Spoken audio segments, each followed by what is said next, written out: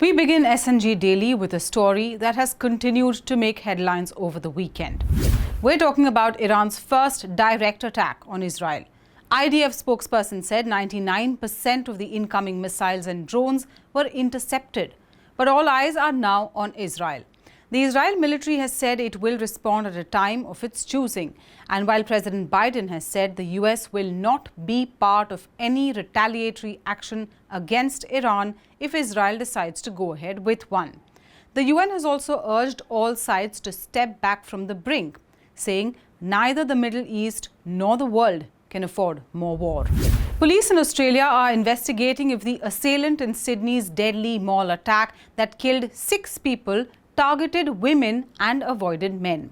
5 of the 6 killed in the April 14 attack were women, and the majority of the injured are also women. Police have ruled out terrorism as the motive behind the attack, saying the assailant, 40-year-old Joel Cauchi, who was shot dead by the police, had a history of mental illness.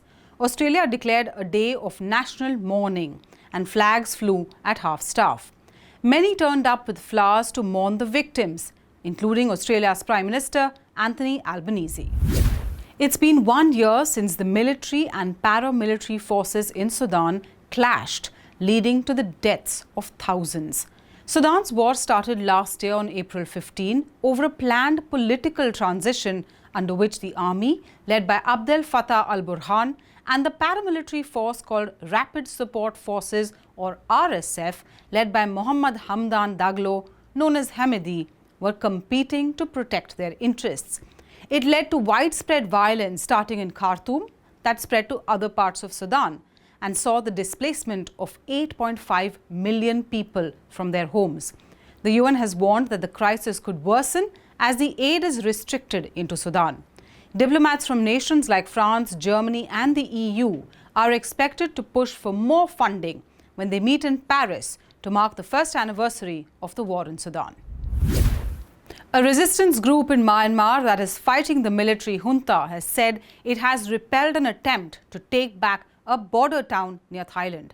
Rebels had seized the border town of Mayavadi last week, and a spokesperson for the rebel coalition has said the military junta has suffered a heavy setback in its attempt to take back the town.